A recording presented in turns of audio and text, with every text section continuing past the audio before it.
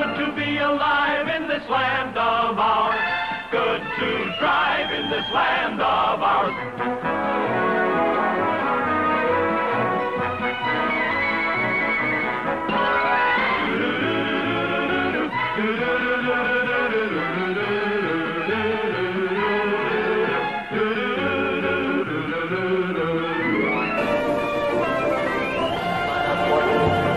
Hello, Canada hockey fans in the United States.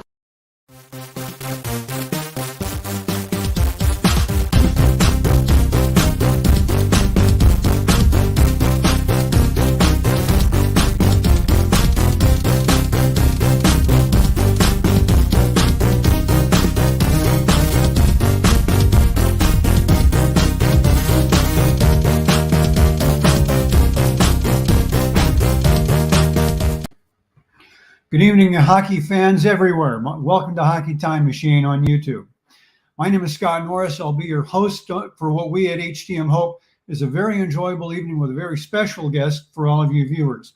We have a number of new viewers from a number of at least a dozen very popular hockey Facebook sites, and hope all of you become regular viewers and participants. Since we cover hockey history and traditions and have well-known people from the hockey world on Hockey Time Machine to bring these events to life, there's something for everybody on our program. I'd like to remind everyone that if you enjoy tonight's show, and we certainly hope you do, please click on the like icon beneath the video screen, because like they say on election night, every vote counts. There are NHLers whose impact on the game came strictly from playing, and others who made their mark after they hung up their skates. Tonight, we have someone who's known for both his career on the ice and now as one of the key management people with a team that just won its third Stanley Cup, the Colorado Avalanche. Ladies and gentlemen, the native of Windsor, Ontario, who holds the title of Motor City Smitty and brought the usually sedate crowds of Maple Leaf Gardens to their feet many a time back in the 1980s, we welcome the one, the only Brad Smith. Thanks, Smith, Scott. how are you? I'm doing outstanding. I see that Dallas Blackhawk puck behind you there. Actually, that's a Chicago Blackhawk puck from It the 60s, the old octagon crest. Okay, now what's the brick from? The old Chicago Stadium? Yes, it is. That's cool. I happened to get one of those. I got it when it first came out. I actually talked to the guy who did all of the, he actually bought it all, had it packaged up and sold them all and made a good 6 figures with it. No, actually 7 figures. So got. Well, you look great. It's good to see you, and thanks for having me on the show. Oh, it's great to see you. We're happy to have you. First of all, I've got to ask you. The only dent that got put in the puck was the night of the game, right? The dent in the cup. Yes, it was. One of our players skated out, and he didn't dress that game, but he did a great job for us in the playoffs. Toronto signed him. Great guy and super guy, and he came in and misfooted, and he dropped the puck and they dropped the cup and put a little dent in it. But it's been fixed since. Yeah, but that was the only dent that got put in it. Nothing like what happened. I hate to say it, but not like what happened down here in Dallas after the '99 win. What happened there? It got taken several places, and well, Phil Pritchard will tell you. Okay. We'll have to get that fixed out. Well, one thing that Phil's a great guy. Oh yeah, really is. What we'd like to do, because you're one of the few people who went from a playing career to quitting hockey entirely for a while and then coming back in hockey and reinventing yourself in a completely different part of the game and winning 3 Stanley Cups in that area as a result. And yet your reputation and the love that people have for you still is from your playing days. So what we'd like to try and do is, a lot of people don't know the story from when you were playing to when you hoisted the cup for the 3rd time and everything that you went through and the number of important positions you've had over those years. And we just like to get people to know you a little bit better as not just the motor that they love in Maple Leaf Gardens and the other places you played. So with that in mind, let's just start not from the beginning when you were born, but when you started putting on skates and playing hockey as a kid. You're born and grew up in Windsor. when did you actually start playing? 4, 5, age 5, somewhere in there? Yeah, I think my dad had a rink in the backyard. He used to put plastic down and wood and fill it with water, and it would be a great ice rink. And me and my little brothers and my neighbors, we'd go in the backyard, and we couldn't get enough of shooting pucks at the boards, and that's where I first probably started playing on the ice. And then we started playing in Windsor minor hockey. Zito Martinello finally got a hockey program in Windsor. And I remember playing, I was about 6 years old. I can still remember my first goal. I was playing for the Metro T-Birds. And that's how I started. And I played in Windsor minor hockey all the way through. I played at Centennial High School. Coach Manny Lemo, great guy, and still see him today. And I was protected by the Windsor Spitfires. It was the first year they had a Major A franchise, and they got to protect 6 players in the area. And they protected like myself, Joel Quenville, Ron Priest, Roy Hotz, Sandy Ross, and I believe the 6th one was Rick Smith. And went to camp, and I got cut, and I got called up to the Spitfires at Christmas time, actually the day after the great Russia Montreal Canadian game that ended in a 3-3 tie. And we played the Hamilton Bulldogs, and I got a goal and assist in that game. And I was sent back down to Junior B. And then about 2 weeks later, I got called up and played at Kingston Canadiens, scored 3 goals and assists, and got sent back down. And then the coach was fired, and they brought in Wayne Maxner. And I got a call at high school one day to come down Thursday afternoon because those were home games to play that night. And I basically have never looked back.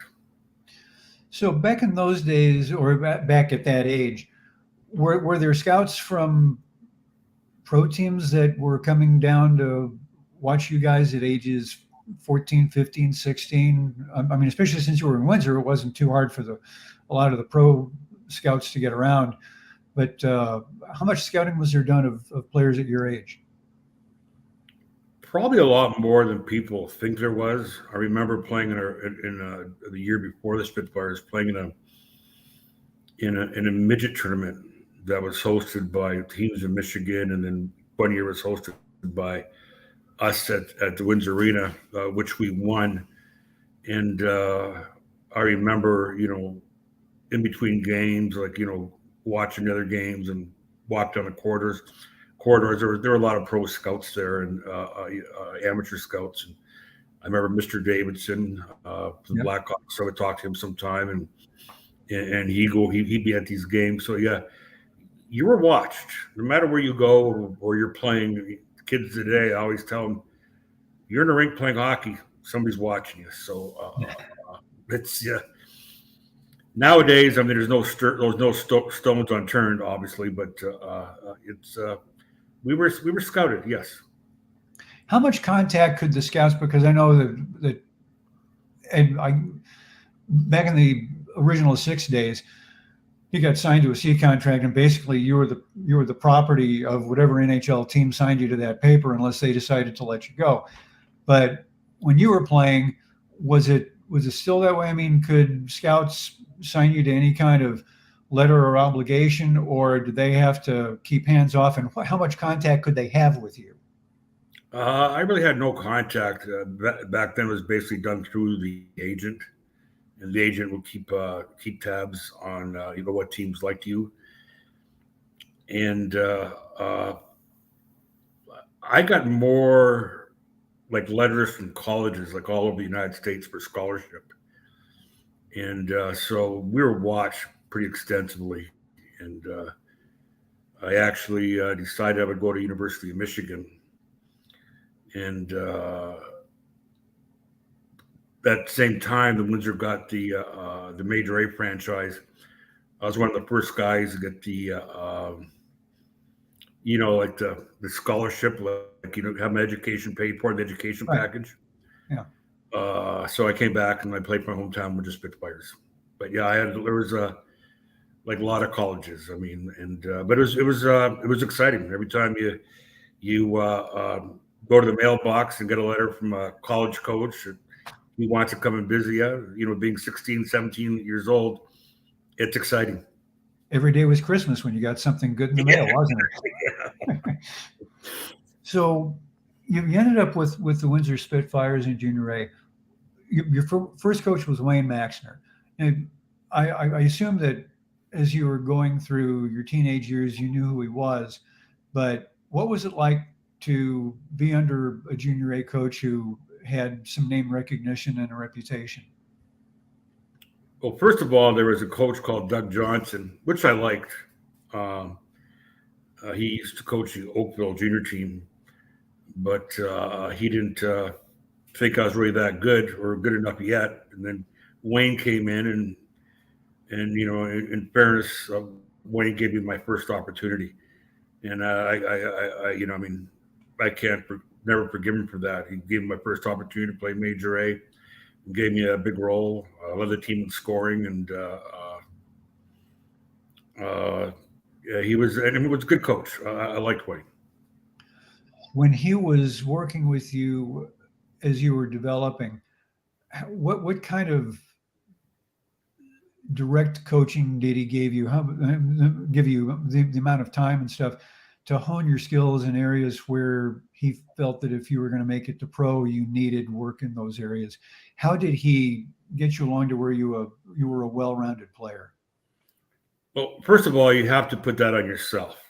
He's going to give you some tools and that kind of stuff, what to work on, what not to work on, but you have to put that on yourself. You got to work on things that you need to work on, but it's picking the puck off the boards, proper ways to forecheck, proper ways to play your position, but it's got to come from with you. You got to have the heart and dedication and desire to make it to the next level. I mean, your coach can't punt you there. You got to put yourself there. But he gave me the opportunity. I played power play. I played penalty kill. I played important roles in the team, and I learned a lot from those situations. When it came the year for you to be eligible for the draft, at that point, were you having any direct contact with teams, or was it kind of like, okay, you're in the mix and whatever happens, happens? Well, I knew I was in the mix. My first legal representatives were Alan Eagleson and Bill Waters. Really? And I can't quite remember. I remember flying from Windsor to Toronto, and all the clients met in Toronto, and we took a bus from Toronto to Montreal to the Queen. It's Queen Elizabeth Hotel where they're holding. Yeah. Queen Elizabeth Hotel, and I remember I was with Joel Quenville, who's a good friend of mine still to this day, and a lot of players like, you know, Mike Gillis was, you know, like all the top players that in Canada were there, and actually they were a lot better than I was. I wasn't in their tier, but I had no idea. We all sat there, and I think I was the first pick in the fourth round. Actually, I was traded for Mike Walton. So before I was even playing, the Vancouver Canucks made a trade. They traded Mike Walton to wherever, and they got that pick, and they picked me. That's interesting to know, because we'll start dealing in that after we start talking in your scouting area. Now, you got drafted by Vancouver. You played a little bit there, but your first professional year was in Dallas. And I'll give a disclaimer here. When the Dallas Blackhawks started getting sponsored by Vancouver and Edmonton, I was the Blackhawks PR director in 78, 79, and 79, 80. So you and I were rookies together, basically. Exactly. I'll never forget those days. They were great days. I mean, they're days that you just don't forget. I mean, it was so much fun, and learned a lot quickly. What was the first thing you learned that you did not know would be important in pro hockey to know? I was just very fortunate to play with, back then in the minor leagues. I mean, it was a pretty good hockey. There's a lot of guys that mostly played in the NHL. And, the kids weren't young. I was young. Most of the players were 25, 26, 27 years old. They all had families. They had kids. But all the young guys, all the older guys like Ernie Hickey and guys like Larry Goodenough, Greg Hubert, God bless him, he's gone. Kurt Ridley, another one, he's gone. They all took care of me. What was the best piece of advice you got from those older players? They gave me confidence. When times weren't going really good, and I'd be in a rut. I still scored like 17 goals that year, and sometimes you wouldn't play as much one game to the next game, and the guys would say, "Listen, don't worry about it. You're 19 years old. You're not going anywhere. You're staying here. You're here to develop. You're an important part of the Vancouver organization. So just don't get down yourself." And they always kept me positive and upbeat. And I'll never forget that. I really appreciate that. What was the best piece of advice skill-wise as far as playing that you got?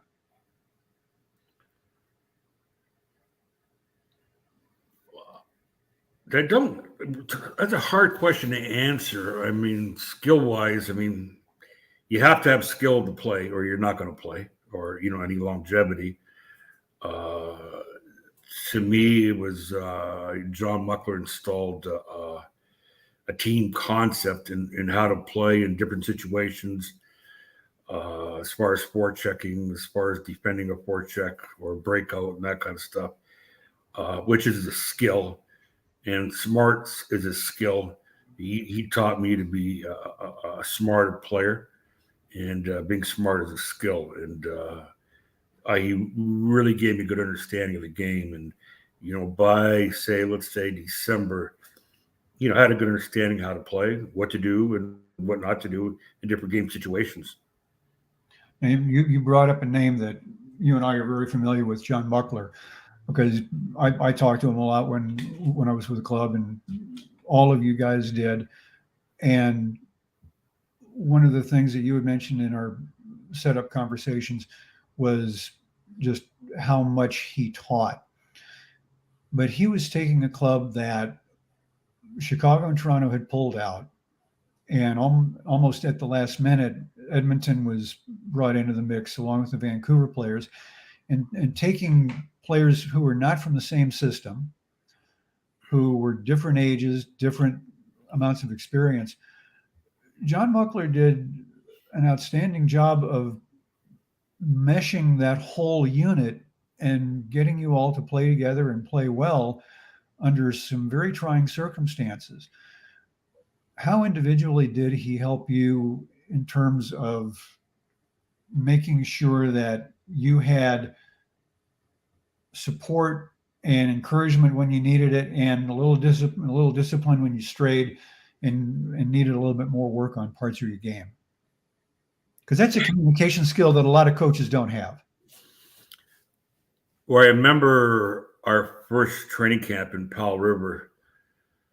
I didn't do anything I shouldn't have done. One team played their first exhibition game, and they flew out of there, and there was about 20 of us left. It was kind of split down to about 35 players. And like I said, I did something I probably shouldn't have done, but I just wasn't nothing bad. Let's put it that way. And the next morning we're having our skate, and he came up to me and he said, "What'd you do last night?"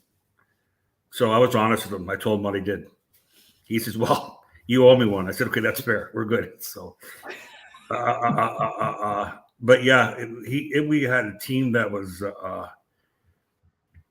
like a lot of good players, a lot of players ending their career and started playing like it.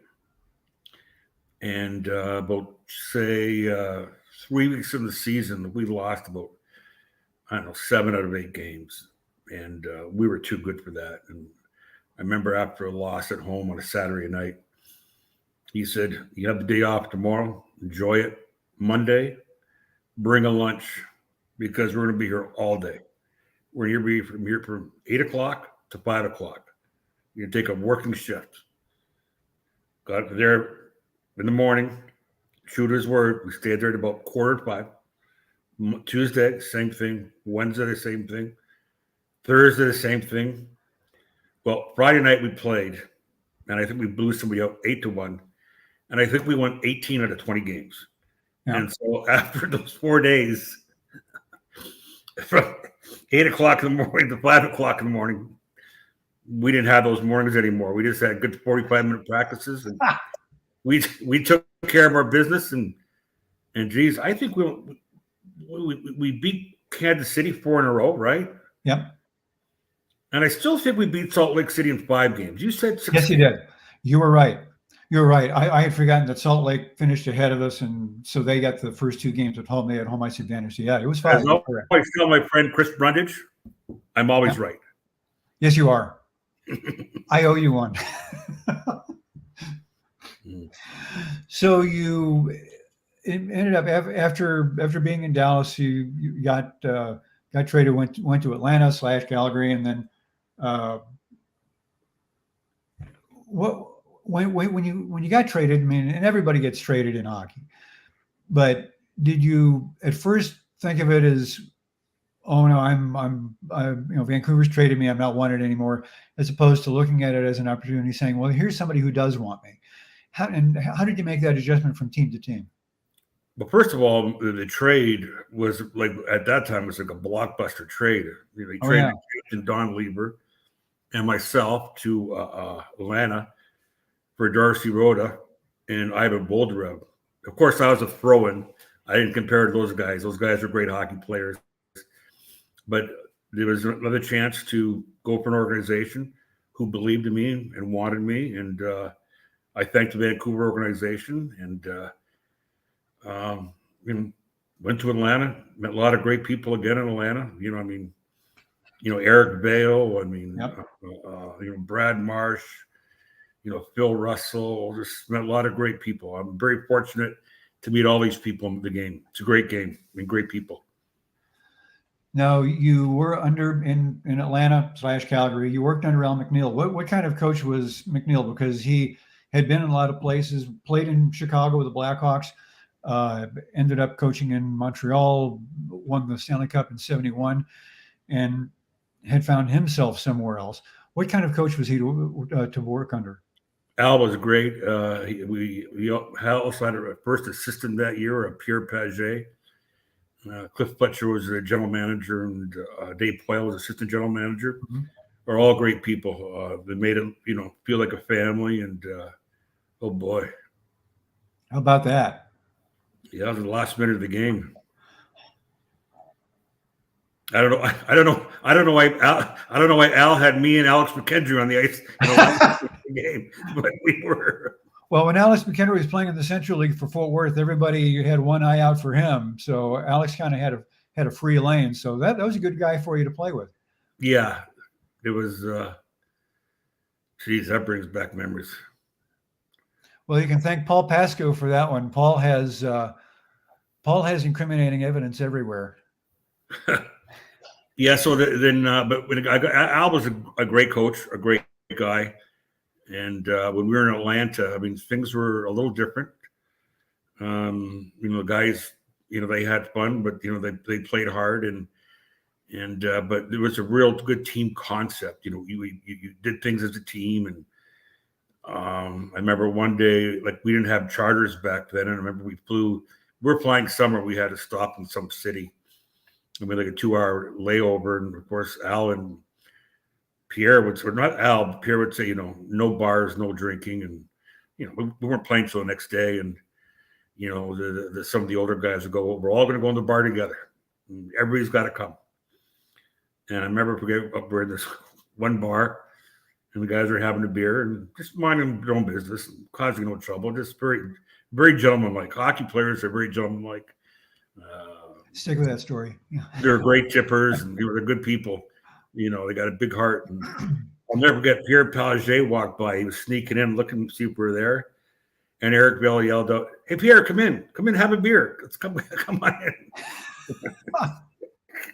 So it was good. And, Al said, we got into practice the next morning. He goes, well, you know, you were in the bar last night having a beer. You know, you got to play guilty tonight. We played guilty and we won like 4-1 or 5-1 on the road somewhere. So one of the funny memories I have. Okay. Now, at one point, you ended up in Birmingham, back in the Central Hockey League, but it was obviously a different sponsorship, and you ended up with a coach who you had a relationship with later on, named John Brophy. Yeah, I was there for about 10 games. Then I got traded to Detroit. Yep. I really liked Brophy. You know, he treated me well. I mean, sometimes we had our differences in the NHL, but you know, he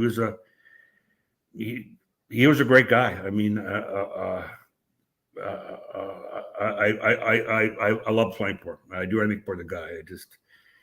He called me in sometime. Like I get to the rink about 2.5 hours before the game, and he'd have the door in his office cracked open, and he called me in. And he'd go, "You ready? You ready? You ready?" Like 3 times. I said, "Yeah, John, I'm ready. I'm ready to go." You know, so yeah, he was a good guy. God bless him. Good Nova Scotia guy. Yeah. And then you ended up in Detroit. Now, what was the mix of players in that particular trade? I went to Detroit for a trade, I think, for a Rick Vasco and a second round pick or something like that. I enjoyed my time there. Things didn't go great, but I loved the city. It's a great hockey town. The people in Michigan are outstanding people. You know, geez. Boy, bring back memory, boy. Yeah.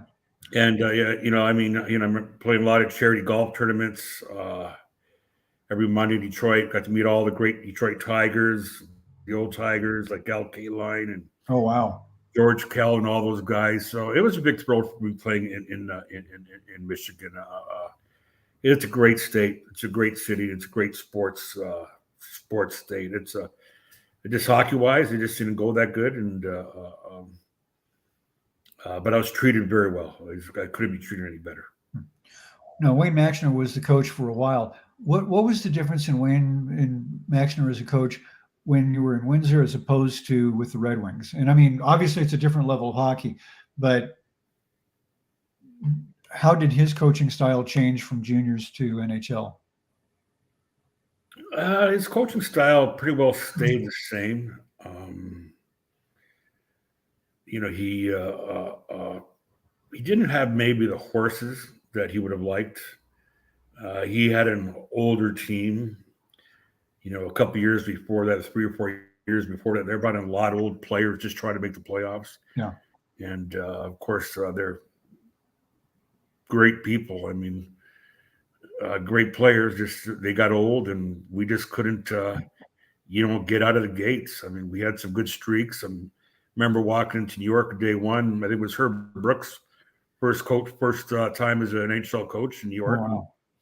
It was our first game of the season. We beat him 4 or 5-1 right in New York, and you think things would take off good, and it just didn't work out that well. And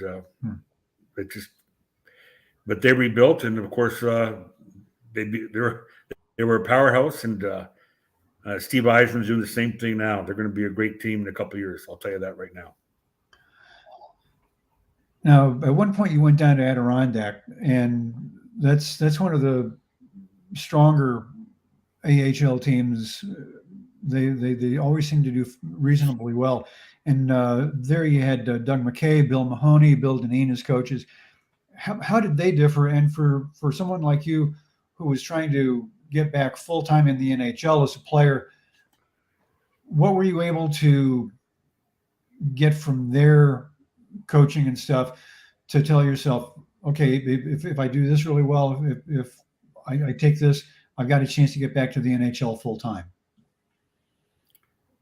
Well, first of all, I was there, but I played parts of seasons there. So it was sort of difficult. You go there for a little bit and you go back up to Detroit, back down and go to Detroit. And I liked all the coaches. I like McKay and Mahoney. I really loved Bill Dineen. was a great guy. I mean, I remember I got there the first game. We were in the bus, and Bill, the coach sits in the front seat, and we were going to Maine. And I said to Bill, just jokingly, I said, "Bill, that's my seat. You got to sit behind me." Bill got up. He sat behind me. And I said, "Bill, I'm only kidding." He goes, "No, you stay there." I remember, and we went to Maine, and I don't know where we're going afterwards. We're going to another city. We weren't coming back home, and the guys got some food at one of the pizza places or Subway places, and Bill goes, "You don't eat that stuff, do you?" And I said, "No, I like seafood. We're in Maine. Let's get some seafood."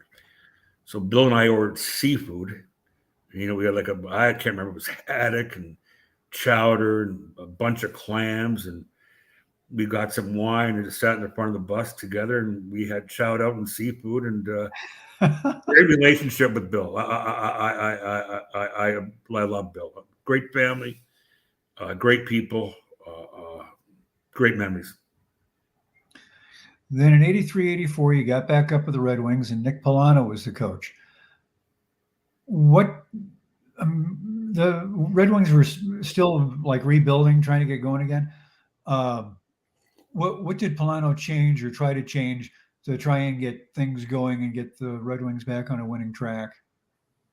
Well, Jimmy D came in and slowly started drafting and building and developing players in the minor leagues, and there were some good players, good young players, and he liked tough players. I was sort of I played a hard style game, and we had a good year there when we made the playoffs, and I remember playing at Chicago Stadium. I was at the minors before that, but I was called up just before the playoffs. I played about 2 or 3 games before the playoffs, and I remember Chicago Stadium, and I had the opportunity to play with Steve Yzerman and John Ogrodnik. I'm sure they weren't too happy about it, but I was pretty happy about it. But to this day, I'm close to Steve. He's a great guy, and then from there, after that, I ended up going to Toronto. Now, when you went to Toronto, did you start the season in Toronto or St. Catharines? They told me to get a place in Toronto, okay, but I had to go to St. Catharines to start the season. So I got a place in Mississauga and commuted with Wes Jarvis and Bill Root for the first month of the season, and then I got called up. I think the rest is history. So it was just great times in Toronto. Hockey was a little better.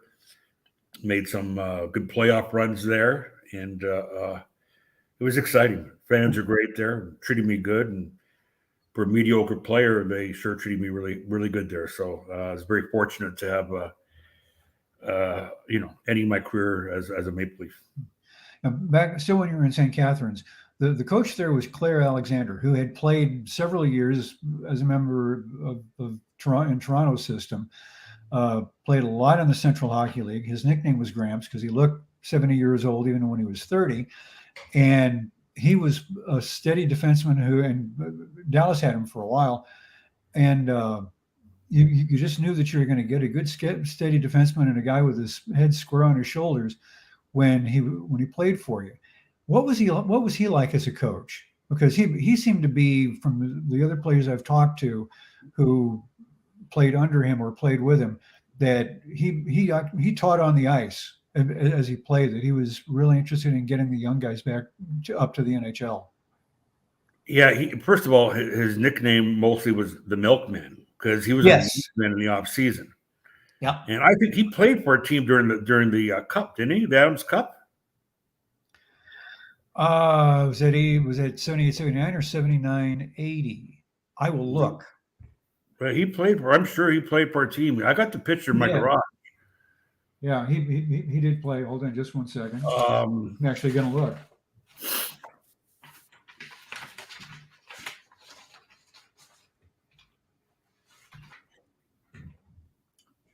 Take me just a second. This is doing this on the run here. I know it was one of those years because we had to, yeah, it was 78, 79. Yeah, because I was the one who had to call Gunzos and get the sweater for him because we didn't have one. Yeah, it was 78, 79, the tail end of the season. The year we won. Yep. Yeah. He was a great guy. Just but like any other coach, you played hard for the coach. You were and disciplined and played well defensively. You were going to play. I mean, I like all these people talk about skill. Well, there's a lot of parts of the game just other than stick handling and skating, and being a smart player, like I always said, is a skill. Playing good defense, being responsible on your own end is. You got to be disciplined and dedicated, and it's a responsibility. You got to have responsibility, and if you have that, every coach is going to play you. Did all of your coaches or most of your coaches say that defense wins games more than offense wins games? Not so much. Just like I said, I'm repeating myself. You just had to be disciplined when you played on your own zone and.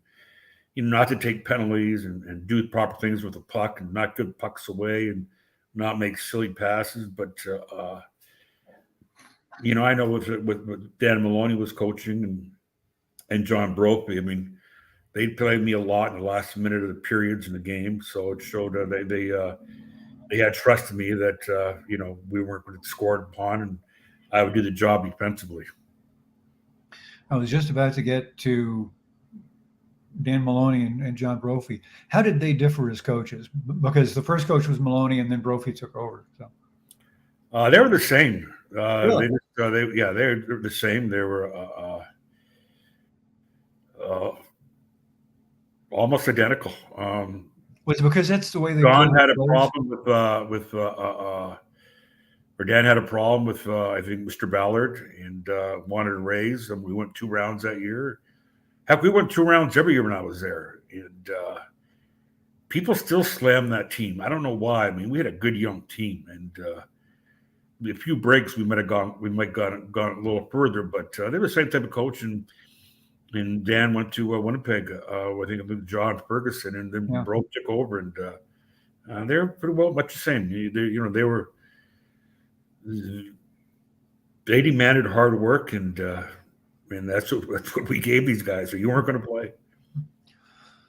So your first year with the Leafs, 85, 86, you are now playing with guys not who you grew up watching because they'd long ago retired, but guys who you were seeing now who were with the league 7, 8, 9, 10 years. And here you are coming in and playing with those guys and experiencing the atmosphere in the NHL for a longer period of time than you had in some previous years.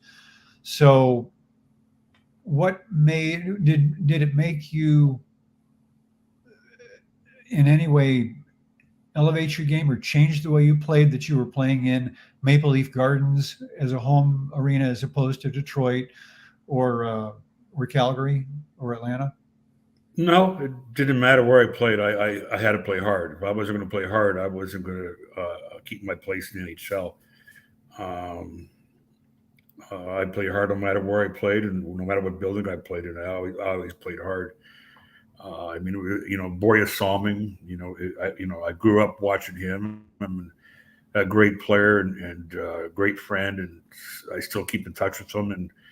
And he was really good to me. Moving over, going back to Detroit, had the opportunity to play with Daryl Sittler, and it was a great experience. So, but yeah, Toronto was good. We had some great players: Steve Thomas, Strick Vibe, L.I. Frady, Russ Corton. I mean, there's some good players there. We were fast. We were one of the fastest teams in the league. We're one of the only teams that would give Edmonton trouble. when the 87 playoffs came around, you guys won the first round, and then you ended up against the St. Louis Blues, who were a very good hockey team. And that series, almost more than anything else, cemented your reputation and what everybody thought of you as a player, because you went all out that season when you were up there, and then also in the playoffs. And just about every time you touched the puck, everybody just waited to see what happened. And we've got a little bit of a video which just typifies the amount of love and everything else positive that people had for you in Toronto, because I've watched games in Maple Leaf Gardens, seen a lot on TV, and I've talked to a lot of people who played for the Maple Leafs, and nobody remembers that building being as loud as it was on March 16th, 1987. The dark goal, tried to slip it around Reagan as he did in St. Louis and lost it. Here's a lead pass. Brad Smith going in. Scores. This place will go crazy.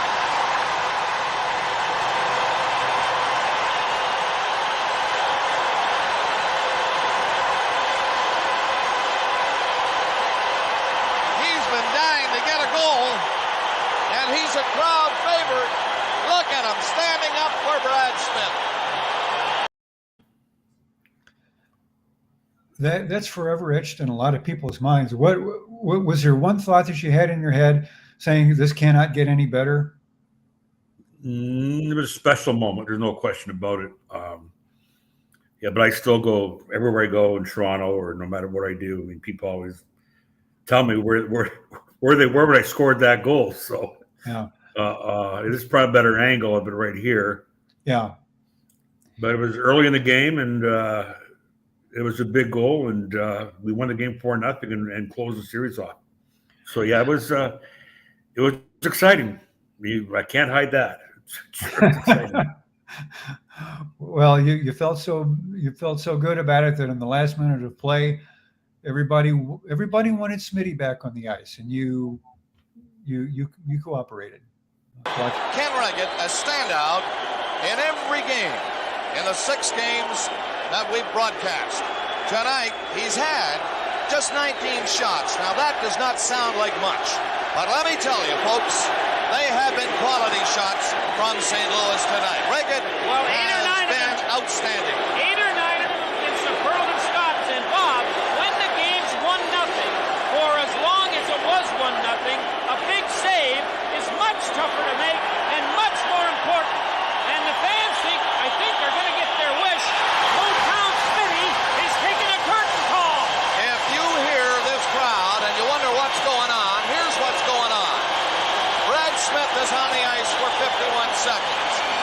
Just to say, nice go on, Reagan. And Reagan is saying to Smitty, nice goal, Smitty. It's just a curtain bow, yeah. That was an amazing moment. Yeah, it was pretty exciting. I didn't know what to do, and the guys kept on saying, "Get out there, get out there." So I went. There you go. So then you are getting ready for the 87-88 season, and you get hurt. Yeah, I went to boards with Rick Lance and hurt my lower back, and I had a bulge in my disc, and my disc was still healthy, but it wouldn't go away. And I just at that time I just wasn't going to take a chance to to really hurt myself, and get some kind of a bad injury. And it was tough to stomach, but sometimes you got to make sacrifices and take care of yourself. And it was a tough way to end my career, but I did it on my own terms, and I'm happy with what I did in my career. When you finally realized I can't do this anymore, did you have any other? How many different thoughts did you have as to what you were going to do then? Because you're still a young guy, and you couldn't play anymore. So did you think about other types of business that you might go into, or did you just kind of say, let me just take a few weeks and see what happens? Well, first of all, I was lucky enough to have 3 years up to my contract, and I got paid, which was great in the organization, but they had to do it anyways. I try to get myself better. I went to rink every day, like I did every day in the years before. And one time I thought I was going to come back. I really did, and I said, "Geez, you got to be careful." So, like I said, I packed it in. Had a great career for a mediocre player, and then when my contract was expired, I went fishing. I wanted to fish, and I fished all over the world, and had a great time doing it. And I remember coming home one night, I had a call on the message machine from Glenn Saylor to give him a call. Well, I thought it was a crank call, so I didn't pay no attention to it. So this was out of the blue? Yes. Wow. And then I got a call the next morning from Glenn, and he says, "Why don't you call me back?" And I just said, "Well, I thought people were joking with me." He goes, "I want to be at the Toronto airport and such and such day, and I want to meet you." So I met with him, and I started working with him as a consultant. I was there about 1.5 years, 2 years, and I really enjoyed my time with Glenn. Great guy, a lot of fun to be with. He's another smart hockey guy, and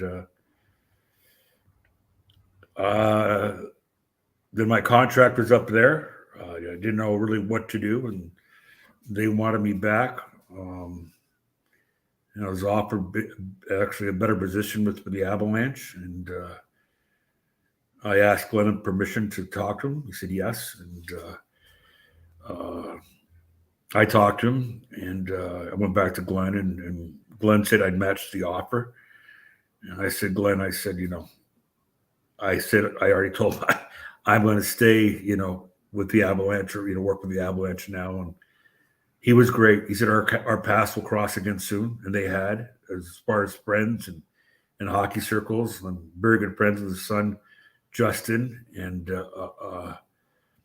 Glenn's a great guy. I go to New York once every 2 years with my kids. He takes care of my kids for tickets and that kind of stuff, and he's a great man.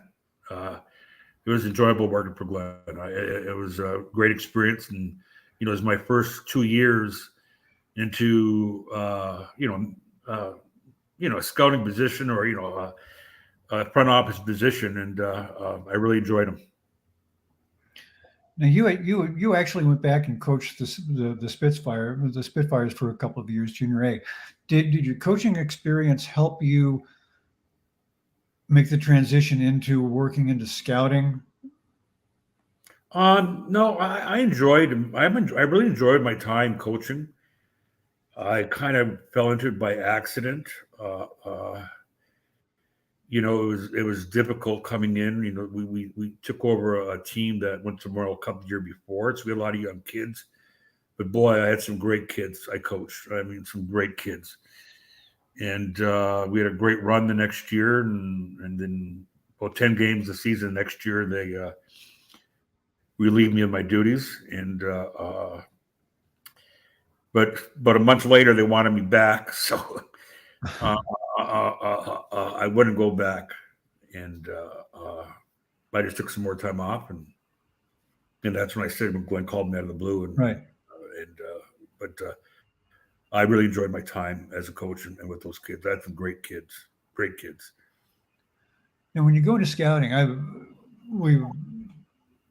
when I was with the CHL earlier part-time and then with the Blackhawks, we had scouts come in all over the place, and saw Bruce McGregor a lot when he came in. He was Edmonton's director of player personnel back in the mid and late 70s, and learned a lot from him. But when it comes to scouting, and you haven't done it before, do you sort of look when you go? Did you sort of look when you went scouting, saying, that guy plays like so and so, that guy plays like so and so, that guy plays like me? Or did you actually sort of compare what players were doing on the ice to the styles that you knew of players that you played with or against, to kind of get an idea of what everybody was looking at? Well, first of all, I mean, going into the scouting business after playing in the NHL, like you think you know everything, and you know nothing, and it takes time to learn the players. You just don't go to a rink and pick a player out. It's not that easy. But I had some good people that I worked with in Edmonton and then in Colorado, and after 2.5 years, I understood more what I was doing and what I was looking for, and I learned a lot. But you have to learn from people. You don't come in thinking you know everything, because you know nothing. And I learned a lot, and I try to keep my mouth shut and be loyal to the people around me. And things worked out, and here I am talking to you. When you were scouting a particular team, well, first of all, did you sometimes just, okay, I've got an off day, I'm in this city, I know this junior A team has a game tonight or something, I'll go to the rink and see what's there? Did you do stuff like that and actually end up finding anybody good? I remember one night on a Friday night, the Czechs were playing in Windsor, and back then you didn't have all the right schedules and that kind of stuff. And I got a call from Pierre Lacroix, and he goes, well, "Listen, we got a guy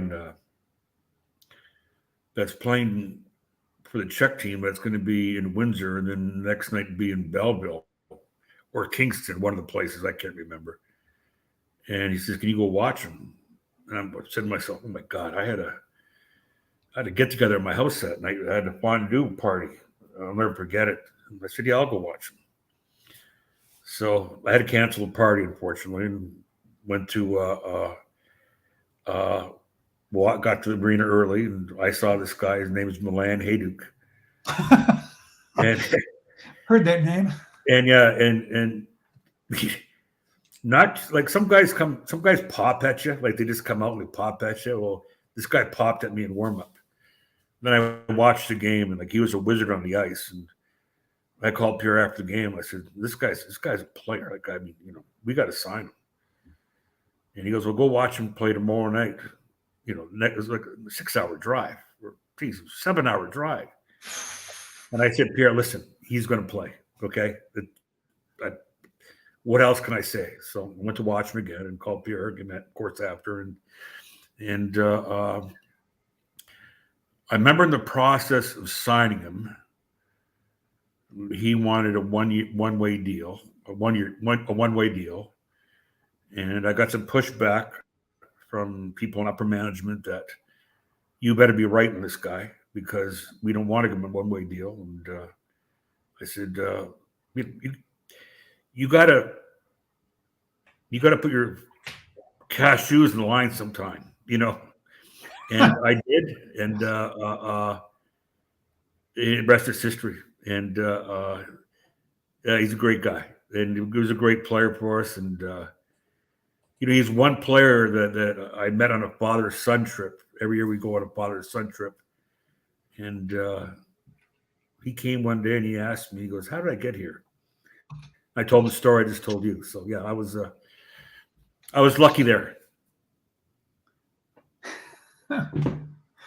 So now he was he of draft age yet, or he was still a kid? No, we had drafted him a few years before that. Okay. That back then there wasn't a lot of coverage in Europe, and some teams went in and got players out, but he was drafted by the Avalanche, I believe by Dave Draper, okay, who actually brought me into Denver, and they decided to make a decision if they were to sign him or not, or just let him go. And it just so happens at that time he was playing in Windsor, and I was there. So, wow. So you get into the day-to-day scouting with the Avalanche, and you started looking at players, and as each year goes in, was the idea still when you go to see a game or see a player just to find the best player, or were there a large number of times when you were told, we are not sure we're going to be able to sign so-and-so next year, and so we're going to be out a defenseman or we're going to be out a winger. So this is the kind of player we would kind of like to have a little bit extra attention paid for to see if we can get a defenseman or a winger. Or was it just like find the best player when you were scouting? Well, it's easy to come in a room and say, listen, I need this and I need that, but it's not that easy when you're picking. We believe in our organization to pick the most talented player there, especially in the first round.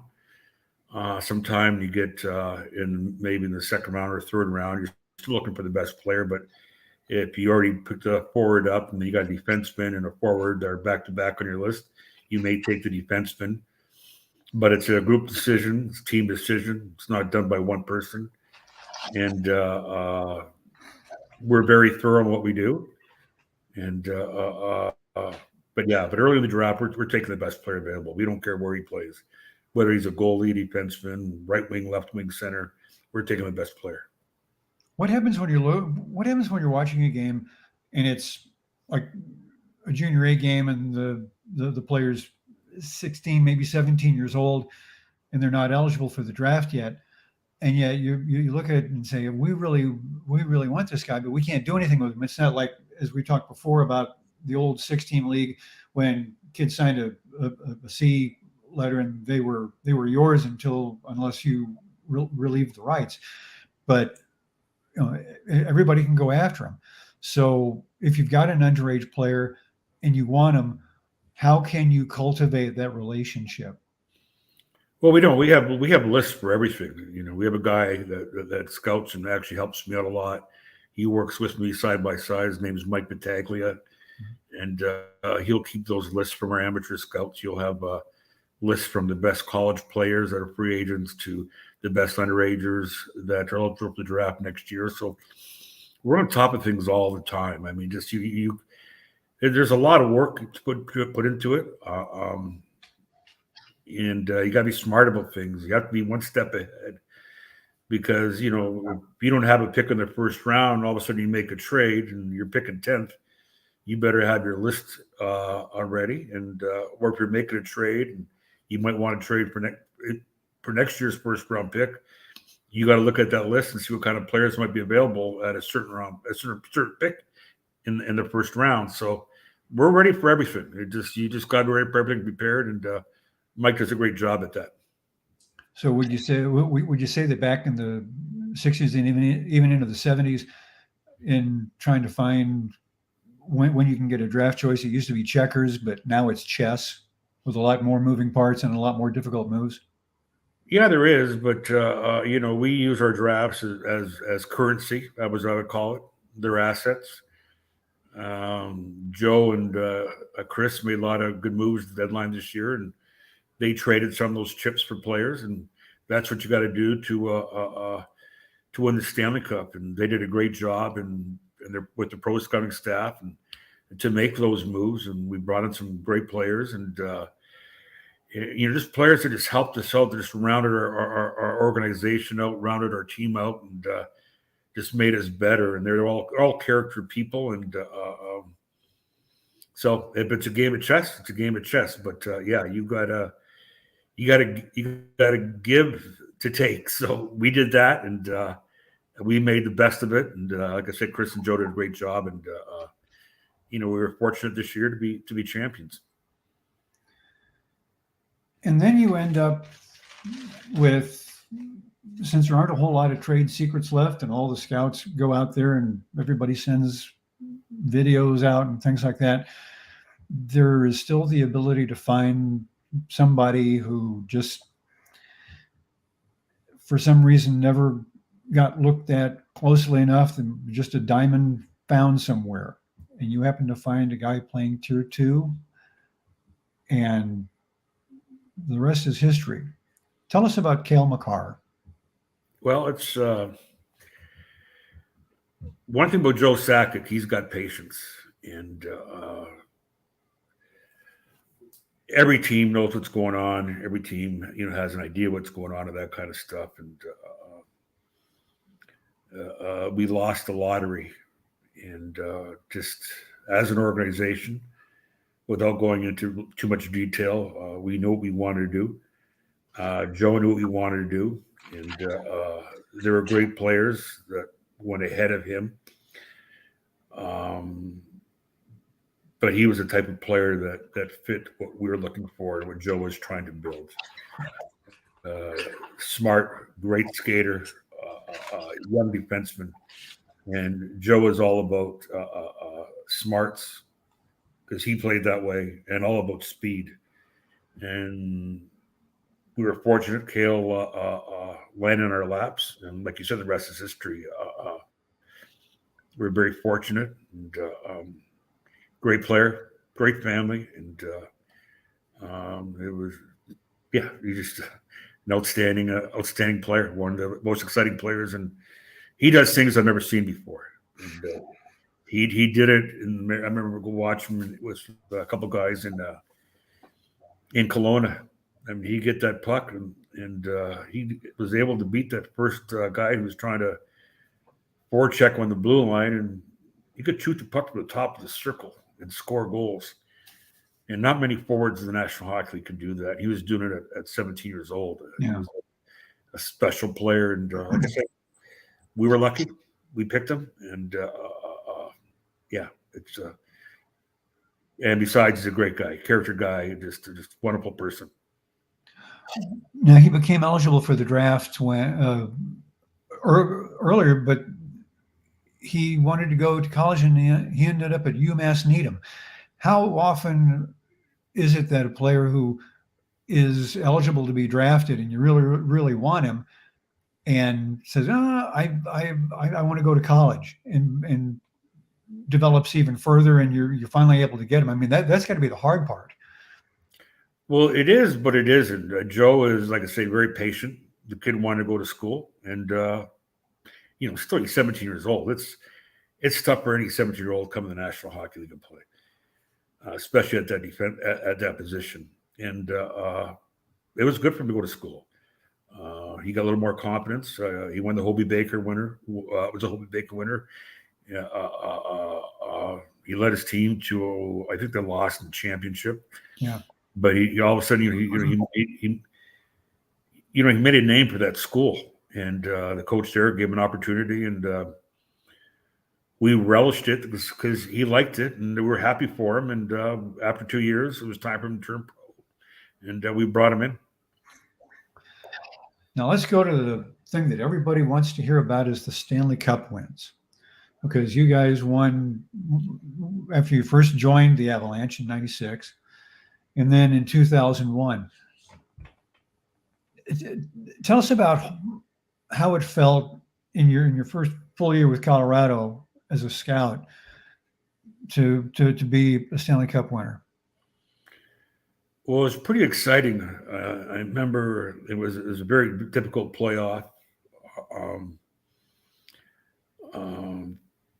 We got to the finals against Florida, who was a lot better team than people would probably think they are.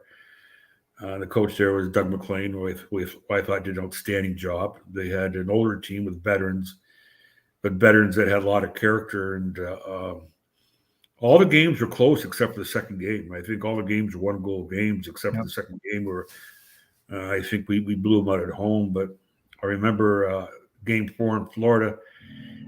It was so hot in the building, like you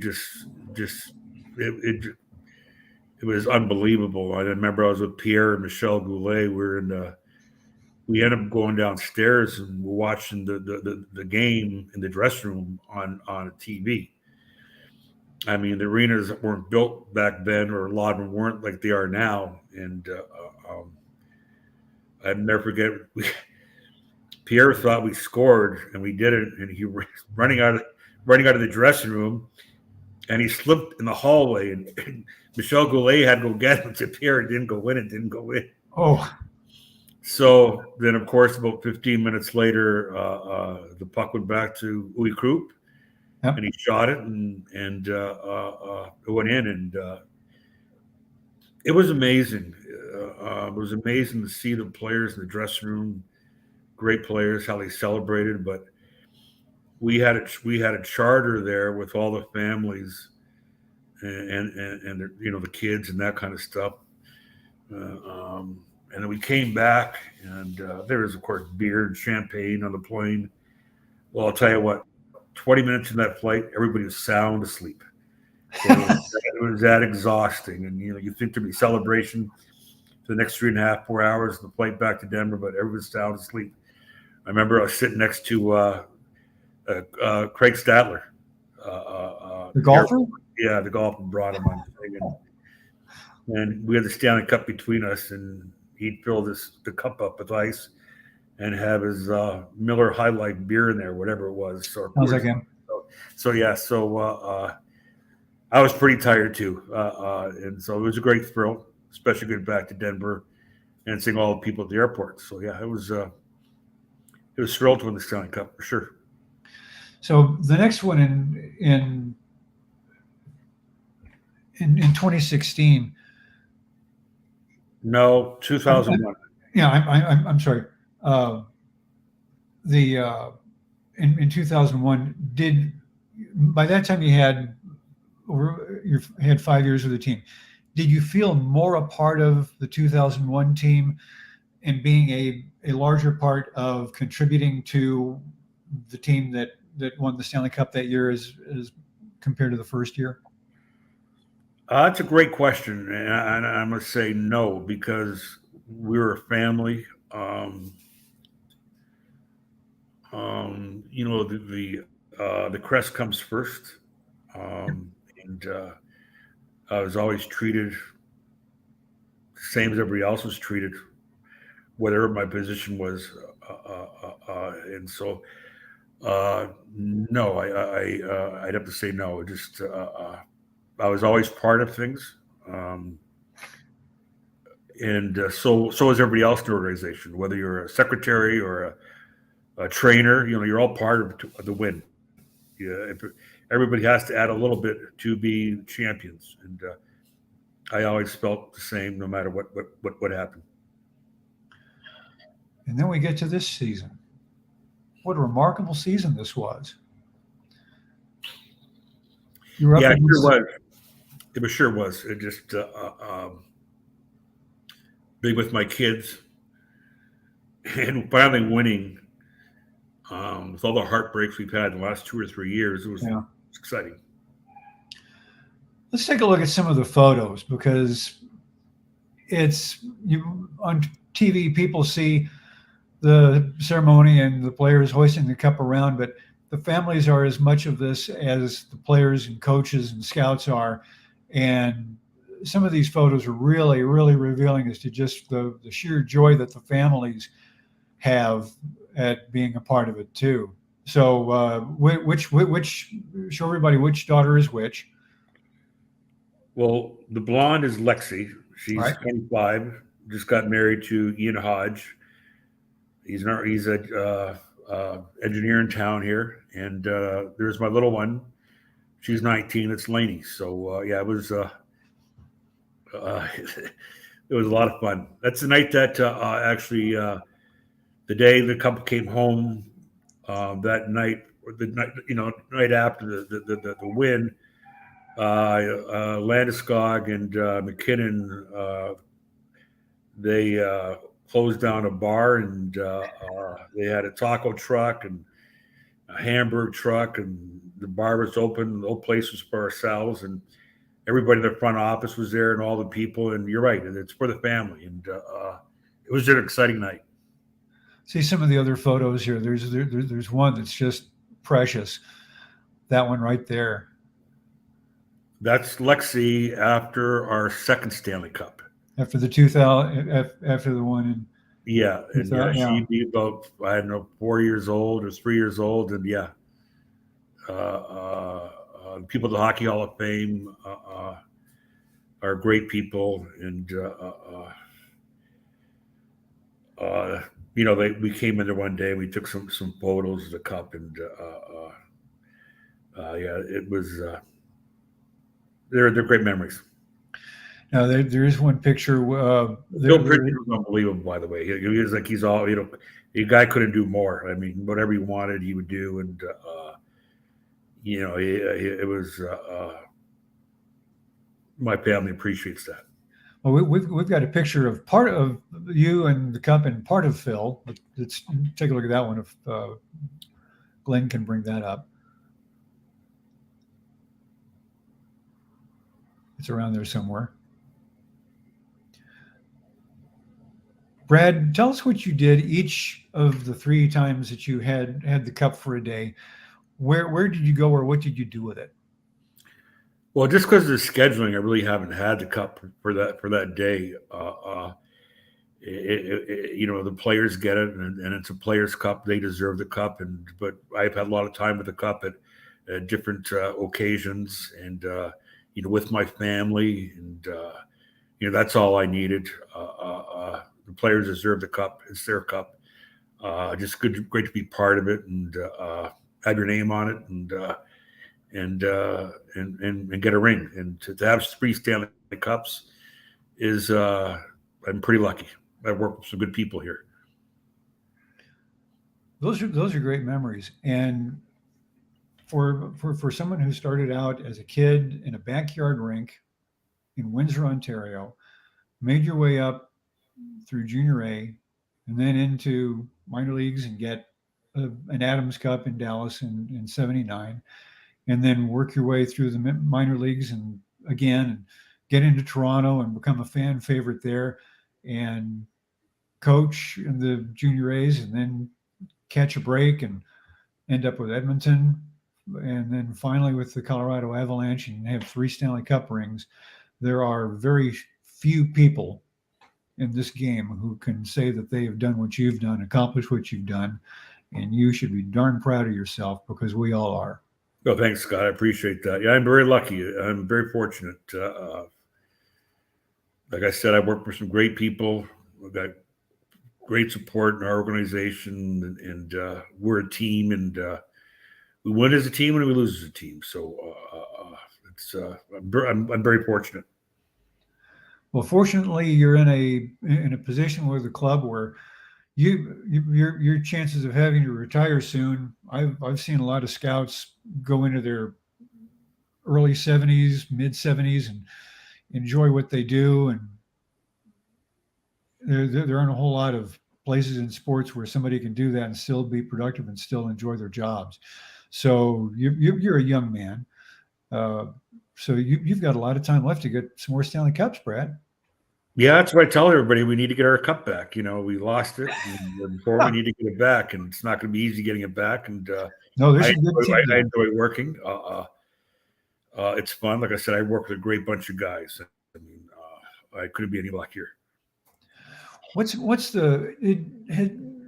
the years, has Joe Sakic given you one piece of advice that has stayed with you, that helps you make a decision up or down on a player?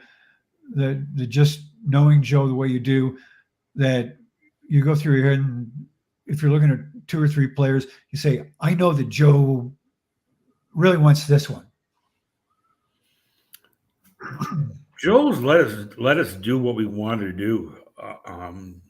Like I said, he's very patient. He interviews the guys that we may pick. There are a lot of great players. One year we picked Byram and Newhook, and I remember we interviewed for the last time about 10 guys in Joe's suite, and we made our mind up the day before that who were taken, and it was Bowen. And I think we were very fortunate to get Newhook at 16, and we did, and our guys did a great job scouting. But Joe doesn't interfere. He's patient, and that's what makes him successful. He lets the people around him do the job, and even though he's hands-on, he's hands-off, but everybody does their job. And your actual title is Director of Reserve List Scouting, and you've got a head amateur scout. What? And I know the different organizations have different titles for basically the same position, but from reserve list scouting, is that just those who are eligible for the draft to go? No, it's more so like watching the players are already been drafted. But okay, so they've already been drafted, and you're just looking at. Since the day I got here, I've basically done the same thing. You know, if my boss tells me to go here, I go there, but I usually do my own schedule. So my main concentration is the guys in, the first couple rounds. I'm heavily involved in that. And then, of course, free agents in college, involved in that. And then, players, top players in other organizations, you got to keep an eye on because you make trades. You got to know who the players are. For example, you got to know who the players are in Montreal. Got to know who the players are in every team and the organization, and their depth charts. They're playing juniors still, or if they're playing college. So you gotta know the board, and our staff knows the board. Like I said, I work with a great bunch of guys, and we know the board, and we do a good job as a team. Now, you haven't just stayed on the North American continent to scout. You've actually gone over to Europe and a whole bunch of places to scout. What have been some of the more unusual places you've gone to go find players or look at players? Well, I remember I took a trip with Glenn in Edmonton, and late Harry Howell and Kevin Prendergast, and we had a camp in Riga, Latvia. I've been back there before or since then, but we were in Belarus. Went to Minsk, been all over, Moscow, and been all over. Czech Republic, Finland. I love Finland, and Yanni Leto is one of our chief scouts in Europe, and he's a great guy and a great scout. And it's enjoyable to go over to see the different countries in Sweden and they're all great places and great people, and wherever you go, they're all hockey people. Like they know who you are. It's unbelievable. Like who am I? I'm a nothing burger, the cheese, and you go over there, and guys got pictures of you, and you're signing pictures in the stands and that kind of stuff, and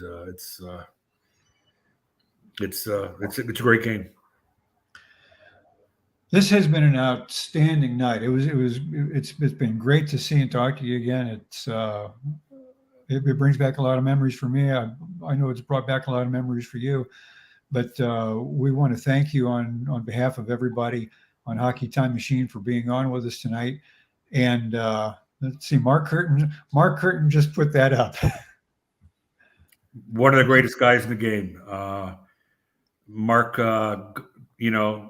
we had a wiffle ball league, and and it was me, Mark Curtin, and Reed Larson and Paul Woods, and we played. And Paul Woods lived on Lake Watkins, and we played in his backyard. And we had different rules, but we played against each other, just 1-on-1, and no one could beat me.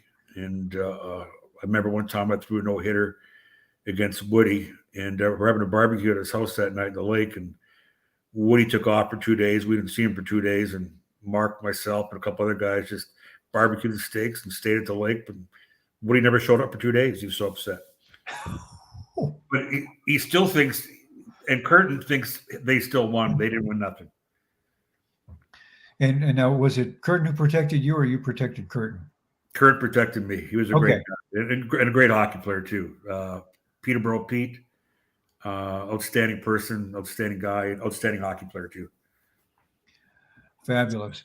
Brad, it's been great. Look forward to talking to you again. Thanks, Scott. Thanks for having me, everybody. I really appreciate it. All right, Brad, we'll see you on the other side on Zoom. Everybody who's been watching, we appreciate our audience. Again, if you would, click the like button underneath the screen, and so that we get a click, because clicks count. They count as votes. And we will look forward to everybody next Thursday on our next Hockey Time Machine. Until then, from Dallas, I'm Scott Norris.